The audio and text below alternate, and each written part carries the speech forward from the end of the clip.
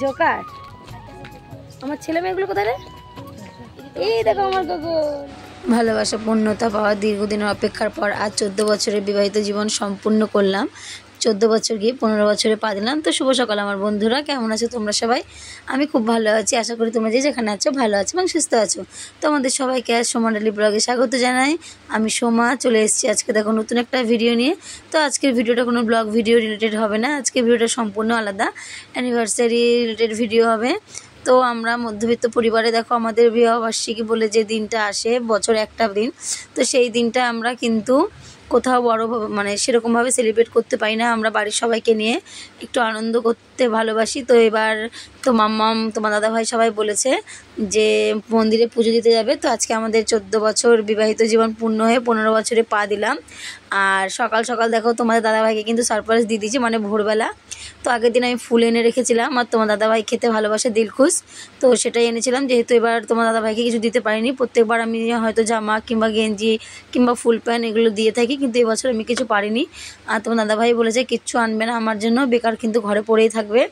তার জন্য তোমার দাদাভাই খেতে যেটা ভালোবাসে সেটাই নিয়ে এসেছি দিলখুশ। আর দিকে দুটো গোলাপ ফুল নিয়ে এসেছিলাম। তো রাত্রেবেলা না শুয়ে পড়েছি, আর শরীর মানে এত খারাপ লাগছে, যেই মাঝরাতে ঘুম ভেঙে গেছে উঠে পড়েছি, দিয়ে দিলাম। তোমার দাদাভাই অবাক হয়ে গেছে, বলছে কি তুমি এটা কী করেছো? বলছি তা ভালো, আমার কাছে এটা হচ্ছে সেরা দামি উপহার। তো আমরা মনে করি আমাদের কাছে মানে অ্যানিভার্সারি দিন অনেকে আছে সোনা অনেক রকম জিনিস দিয়ে মানে সেলিব্রেট করে, কিন্তু আমরা মধ্যবিত্ত পরিবারে আমরা যেটা ভালোবাসি সেই ভালোবাসার জিনিস যদি 1 টাকা দামেরও হয় সেটা পেয়ে কিন্তু আমরা অনেক খুশি হই। তো তোমার দাদাভাই পেয়ে অনেক খুশি হয়েছে, আমাকে বলেছে তুমি কি খাবা? আমি বলছি আমি তো চাউমিন খাবো। বলেছিল রাতের তলায় ঘরে চাউমিন বানিয়ে, বলেছিল কিনে এনে দেবে, কিন্তু আমি বলছি না কিনে খাবো না, আমি ঘরে বানিয়ে খাবো, যেহেতু ঘরে সব রয়েছে। আর বাইরে কিনতে গেলে অনেকটা টাকার প্রয়োজন, আমি দরকার নেই এত টাকা নষ্ট করার। এখন সামনে মাম্মাম গোগলকে স্কুলে ভর্তি করতে হবে, নতুন বছরে উঠবে, ওদের অনেক পয়সার প্রয়োজন, তার জন্য এক্সট্রা টাকা খরচা করার আমি একদমই ইচ্ছা করিনি। তো এখানে পুজো দিতে চলে আসলাম। মা বাবাকে বলেছিলাম, মা বাবা বললো যে মানে শ্বশুর শাশুড়ি বললো বাবার শরীর খারাপ তো মা যাবে না, মার যাওয়ার কথা ছিল, বাবা বলেছিল যাবে না, কিন্তু আবার মাও যায়নি, বললো শরীরটা ভালো লাগছে না। তো আমি তোমার দাদাভাই মাম্মাম গোগল আর আমার বোন গেছে, ওর খুব মানে শখও কোনোদিনও দেখেনি। তো এত লাইন মানে মারাত্মক ভিড়। আজকে আমরা 10টায় গেছি, আগের বার 10টায় গিয়ে আমরা প্রায় 1:30টার মধ্যে পুজো দেওয়া হয়ে গেছে। আর এবার আমরা প্রায় 3000 লোকের পেছনে, 3000 মানে গলি আর ফুরোচ্ছে না, মানে এত বিরক্ত লাগছে যে এত লাইন, কখন বাড়ি যাব কি করব। আমি না এসছি যখন পুজো তো দিয়ে যেতেই হবে। আর ওখানে দেখো গোগলকে বিস্কুট কিনে দিয়েছিলাম, আমরা চা খেয়েছি, কারণ বাড়িতে কিছু খেয়ে বেরোতে পারিনি যেহেতু দেরি হয়ে গেছিলো। আর আমি একটু চা বিস্কুট খেয়ে নিয়েছি, কারণ আমি উপোস থাকতে পারি না একদম। আর শরীর ডাক্তার আমাকে এমনিও বলেছিল যে জল আমাকে খেতে হবে, জল ছাড়া থাকতে পারবো না। তো জল খেতে গেলে একটু বিস্কুট খেতে হবে, খালি পেটে জল খাওয়া যায় না। আর ওখানে গোগলকে বিস্কুট কিনে দিয়েছি, এখানে একটা বাচ্চা বসেছিল, বললো মা আমাকে একটা বিস্কুট আর একটা কিনে দাও না, মা ওকে দেবো।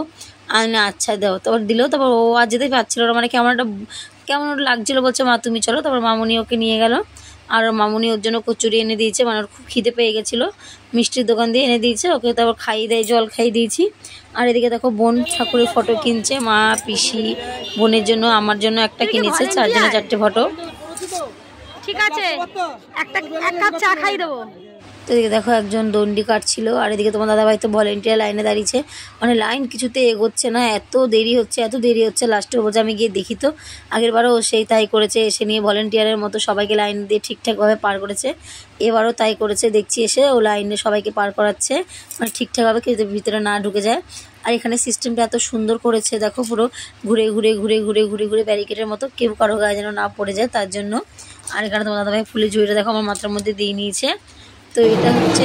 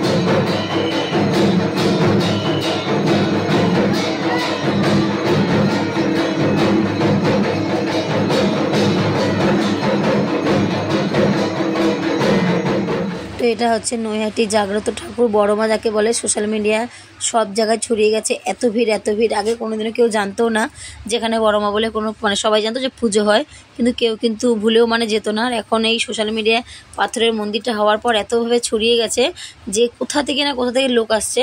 একটা বউ আমাকে বলছে আসানসোল থেকে এসছে, ভোর 4টে বেরিয়েছে বাচ্চা নিয়ে, বলছে কী করে দিদিভাই বাড়ি যাবো ভেবে পাচ্ছে না। আর এদিকে দেখো তোমার দাদাভাই আমাকে সিঁদুর পরিয়ে দিল।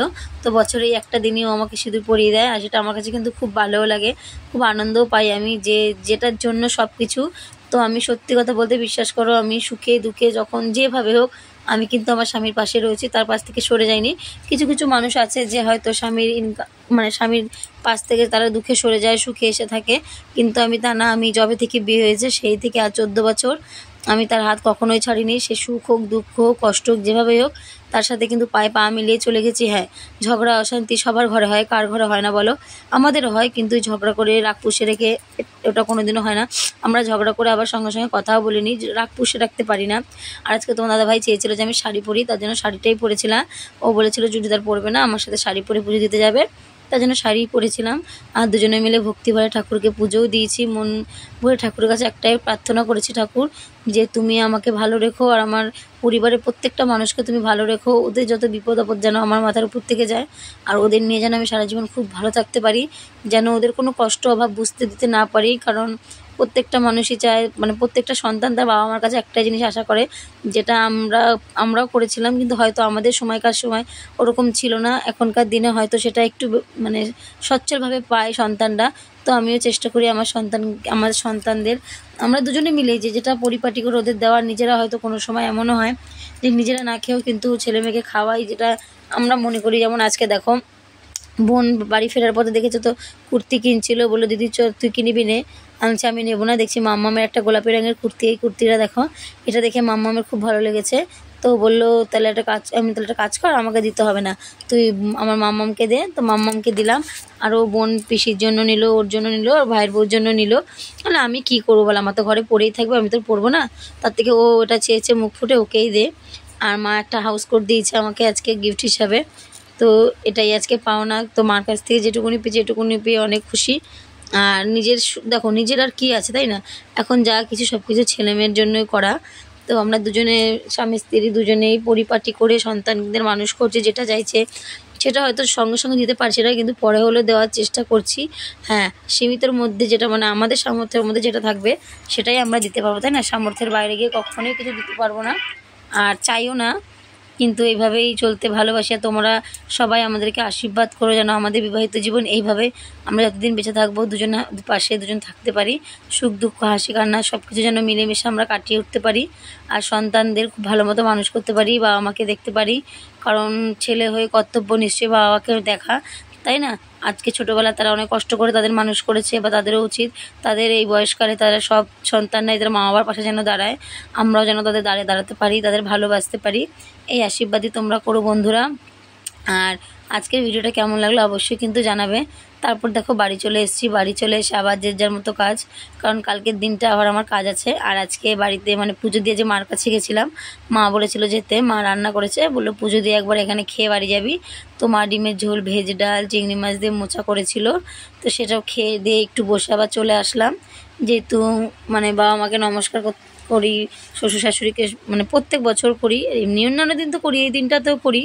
তারপর বাড়ি এসে যা কাজ, জামা প্যান্ট গোছানো, বিছানা গোছানো, চাদরটা পাল্টালাম, ঘরে জামা প্যান্টের কী অবস্থা ছিল সেগুলো পরিষ্কার করলাম, যা কেচে গেছিলাম সেগুলো তুললাম, তুলে জায়গায় রাখলাম। আর এই শাড়িটা ধুয়ে দিলাম, কারণ সকালবেলা অনেক জামা প্যান্ট হয়ে যাবে। কালকেও আমি 7টায় বেরোবো, তো অত সকালে উঠে না এত কাজে আগিয়ে রাখতে পারবো না, যার জন্য কিছু কিছু কাজ আগের দিন রাত্রেবেলা করে এগিয়ে রেখে দিই, যেমন বাসনটা ধুয়ে রাখি। তো আজকে শরীরটা একদমই দিচ্ছে না, বাসনটা ধুতে পারিনি। তোমরা দেখলে আমি কেমনভাবে খাচ্ছিলাম হাতে থালা নিয়ে, মানে পেটে এত ব্যথা করছিলাম, পেট ভর দিয়ে খেতে পাচ্ছিলাম না বলে হাতে থালা নিয়ে খাচ্ছিলাম। আর এখানে দেখো কী নিয়ে এসেছি, এখানে যে মায়ের মূর্তিটা বোন কিনে দিয়েছে, মায়ের ফটো। ঠাকুরের ওখান থেকে সিঁদুর নিয়েছি, সবাইকে বলে যারা যারা সিঁদুর নেওয়ার আছে সিঁদুর নিয়ে নাও। তো সিঁদুর নিয়েছি, আলতা নিইনি, কেন আলতা নিতে নেই নাকি শুনেছি, মায়ের দেওয়া সিঁদুর নিয়ে এসেছি। তো তো আমার জন্য একটা এনেছি, শাশুড়ির জন্য একটা, 3 ননদের জন্য 3টে, আর বোনের জন্য, পিসির জন্য, মা ভাইয়ের বোর জন্য, সবার জন্য নিয়েছে। তো এই সিঁদুরই আমরা কৌটোর মধ্যে মিলিয়ে রাখি, যেই কৌটো দিয়ে আমরা সিঁদুর পরি, তো সেই কৌটোতে সিঁদুরে মিলিয়ে রেখে প্রত্যেকদিন আমরা এটা পড়ি মায়ের নামে, যাতে মা স্মৃতির সিঁদুর অক্ষয় রাখুক, শাঁখা সিঁদুর নিয়ে যেন বেঁচে থাকি সারা জীবন, যতদিন বেঁচে থাকবো যেন শাঁখা সিঁদুর নিয়ে বেঁচে থাকতে পারি। আর এদিকে দেখো সব চেলিগুলো এনেছি, একটা মাম্মাম সাইকেলে বেঁধেছে, তোমার দাদাভাই সাইকেলে, আর এটা ঘরের দৌড়ে, এটা বেশ বড় ছিল, আমি বললাম ঘরের দৌড়ে এটা বেঁধে দাও। আর ওদের মানে ননদদেরটা মায়ের কাছে দিয়ে দিয়েছি, মা রেখে দিয়েছে। আর প্রসাদ দিয়েছি মা বাবাকে, তারপর সুতো বাবাকে দিয়েছি একটা সুতো বাঁধার জন্য, আর মাম্মাম একটা বেঁধেছে, গোগল একটা বেঁধেছে, আর আমি একটা বেঁধেছি। তোমার দাদাভাই বাঁধবে না, বললো মেশিনে কাজ করি, তো মেশিনে যদি বাই চান্স লেগে যায় তার জন্য নিল না। আর এখানে দেখো গোগলকে এটা পরিয়ে দিচ্ছি, আর এখানে ককব্যাট নিয়ে এসে দিয়েছে গোগলকে, মা কবে দিয়ে ককব্যাটের বায়না করছিল, তো মা আজকে মা আর বাবা দুজনে মিলে সন্ধ্যাবেলা গোগলের জন্য ককব্যাটটা নিয়ে এসছে। তারপরে আমি সুতোটা বেঁধে দিয়েছি গোগলকে, কিন্তু নিজেরটা তো আর বাঁধতে পারছি না, কী করে বাঁধবো, ওর জন্য তোমার দাদাভাই বেঁধে দিয়েছিল। তো সত্যি কথা বলতে দেখো আমাদের পক্ষে সম্ভব না যে সোনার জিনিস বলো, এই সেই মানে বিলাসিতা যাকে বলে, বিলাসিতা আমাদের পক্ষে সম্ভব না, একদমই পারি না বিলাসিতা করতে। কিন্তু তার মধ্যে যেটুকুনি মানে দেওয়ার, যেটুকুনি নেওয়ার পাওয়ার, সবাই সেইভাবেই পাওয়ার চেষ্টা করি। তো আমার যতটুকুনি সামর্থ্য তার মধ্যে আমি আমার হাজব্যান্ডকে খুশি রাখতে চেষ্টা করি, তার যতটুকুনি সামর্থ্য তার মধ্যে সে আমাকে খুশি রাখতে মানে চেষ্টা করে সম্পূর্ণ সবটা যেটা দরকার। দেখো টাকা পয়সা সব কিছুতে, টাকা পয়সা দিয়ে তো সব হয় না, ভালোবাসা, যে ভালোবাসাটা মন থেকে তৈরি হয় সেটা কিন্তু টাকায় পাওয়া যায় না। তো আমি আমার বরকে যতটা ভালোবাসি তার থেকে 3 গুণ কেন, যতই শতগুণও বলি না, সেটা মানে অফুরন্ত হয়ে যাবে। তো খুব ভালোবাসে। এবার দেখো স্বামী স্ত্রীকে ভালোবাসে বলে এই না যে স্বামী তার গোলাম হয়ে গেছে, অনেকে অনেক কথা বলে, তো লোকের কথায় কান দিই না, কারণ লোকের কথা কান দেওয়ার প্রয়োজন মনেও করি না। সে যদি আমাকে ভালোবাসে, ভালোবাসতে ক্ষতি কোথায়। এবার দেখো সংসার যখন দুজনের, বিয়ে যখন দুজনকে করেছি, তো তাদের সুখ দুঃখ ভালো মন্দ সবটাই তো দুজন ভাগ করে নেবো, তাই না? এই যে আমি আজকে কাজ করতে যাই বাইরে, আজকে সেদিন হাত পা গুটিয়ে বসে থাকে যে কেন আমি করতে যাব, আমিও কাটবো বাইরে, আমি ঘরের করব, তাহলে দেখো আমিও তো ঘরে খাটি বাইরে খাটি সবটাই করি, তাই না? তাহলে তুমি যদি হাত পা গুটিয়ে বসে থাকো, আমি যদি সবটা করি, তাহলে তো হয় না। ও আমার হাতে অনেক কাজ করে দেয়, তাই নানান লোকে নানান কথা বলে, তাই নিয়ে আমার কোনো কিছু আসে যায় না। আজকে সংসার বলে যে সংসার যখন দুজনার কষ্ট যেমন দুজন করি, তো কাজটাও দুজনে ভাগ করে নিই, তাহলে তোমার একটু কষ্টটা কম হবে। আর তুমি যদি বিছানায় পড়ো তাহলে কে দেখবে আমাদের সংসারটা, তাই না?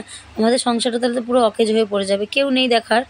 ওর জন্য ও আমার হাতে করে দেয়, তো তাই নিয়ে অনেক কথা বলে, আমি কান দিই না, কারণ লোকের কান্নার কথায় কান দেওয়ার কোনো প্রয়োজনই মনে করি না। আর এদিকে দেখো রাতে খাবার চাউমিন বললাম, সব রকম সবজি ছিল, একটু বাঁধাকপি, আলু, গাজর, পেঁয়াজ, বরবটি সব কিছু দিয়ে আজকে চাউমিন করবো রাত্রে, সব রকম সস দিয়ে।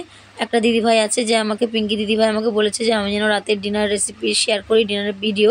তো ডিনার ভিডিও দেখো সব সময় সব রকমভাবে হয়ে ওঠে না, তো আজকে উনি আমাকে মানে বলেছে একটু দিদিভাই বেশি করে করবে, মানে একটু বড় ভিডিও, তার জন্য চাউমিনটা করেছি। সেই ভিডিওটা আমরা চাউমিন বেড়ে দিয়েছি সবাইকে খেতে, আমরা খেয়েছি, সেটাই শেয়ার করেছি। আর এখানে দেখো কালকের জন্য সব কিছু কেটে রেখে দিয়েছি, মানে যা রান্না করব, কারণ সকালে উঠে না পারা যায় না, দেরি হয়ে যায়। তো আগের দিন রাত্রে কেটে রাখলে না একটু কষ্টটা কম হয়, মানে তখন ওই সময়টা মনটা কাজ করতে পারি, তাই না? তো এইভাবে বুদ্ধি করে কাজ করি, সব কিছু এইভাবে চালাই। তো জানি না আমার ভিডিও কীরকম লাগে তোমাদের, যদি তোমাদের আমার ভিডিও ভালো লাগে বন্ধুরা অবশ্যই আমাকে জানাবে। আর আমি যেভাবে সারাদিন যেভাবে আমার জীবনযাপন করি, যেভাবে আমার লাইফস্টাইল, আমি সেটাই তোমাদের সাথে শেয়ার করার চেষ্টা করি। আর এর মধ্যে যদি কোনো ভুল ত্রুটি হয়ে থাকে বন্ধুরা, তোমরা আমাকে ক্ষমা করে দিও, যদি আমি কোনো ভুল কথা বলে থাকি তার জন্য আমাকে ক্ষমা করে দিও। আর যদি আমার ভিডিওটা ভালো লাগে অবশ্যই কিন্তু আমাকে ভালোবেসে আমার পাশে থেকো বন্ধুরা। আর তোমাদের কাছ থেকে আমি এত ভালোবাসা পাই না, যদি আমার শরীর খারাপও হয়, যদি মনে করি ভিডিও করব না, কিন্তু মনে হয় না একটু ভিডিও দিতেই হবে, ভিডিও না দিলে আমারও যেন কেমন লাগে, তো তার জন্য। আর আজকে সব দিদিভাইদের ভিডিও আমি দেখেছি, ভিডিও চালিয়ে দিয়ে খালি দেখার সময় বলে দিয়েছি দিদিভাই লাইক দিয়ে শুরু করলাম, ফুল ওয়াচ করেছি, কিন্তু হয়তো বড় কমেন্ট করতে পারিনি কাউকে। তো কেউ বন্ধুরা কিছু মনে করো না, একটু মানিয়ে নিও প্লিজ। আজকে আবার কাল থেকে তোমাদের ভিডিওতে গিয়ে বড় কমেন্ট করে, সুন্দর কমেন্ট ভিডিও রিলেটেড করে চলে আসবো, ঠিক আছে? তো এদিকে দেখো আমরা খাবার দাবারটাও খেয়ে নিচ্ছি তাড়াতাড়ি, কারণ শরীরটাও দিচ্ছে না। আর আজকে পুজো দিতে প্রায় 4.5 ঘন্টা লেগেছে, 4 ঘন্টা লাইনে, 4.5 ঘন্টার পর পুজো দিতে পেরেছি। তো দাঁড়িয়েছিলাম, এমনি তো শরীরটা খারাপ, তো ভালো লাগছিল না, ওই জন্য তাড়াতাড়ি করে রান্নাবান্না করে খেয়ে দিয়ে আবার এই ভিডিও এডিট করে শুয়ে পড়বো, কারণ সকালে উঠতে হবে আমাকে, আমার কালকে ডিউটি আছে। তো এদিকে দেখো গোগল হাতের মধ্যে সেই লাল সুতোগুলো আছে না, ওগুলো জল দিয়ে ধুয়েছে, পুরো লাল হয়ে গেছে হাতটা, সারা মুখ টুক লাল হয়ে গেছিলো। তো চলো আজকের মতো ভিডিওটা এখানে শেষ করছি। আবার কালকে দেখা হবে নতুন একটা দিনে নতুন একটা ভিডিও নিয়ে। ততক্ষণের জন্য ভালো থেকো, সুস্থ থেকো বন্ধুরা। Tata, good night, love you all বন্ধুরা। আবার চলে আসবো নতুন একটা দিন নতুন একটা সকাল নিয়ে। Love you all.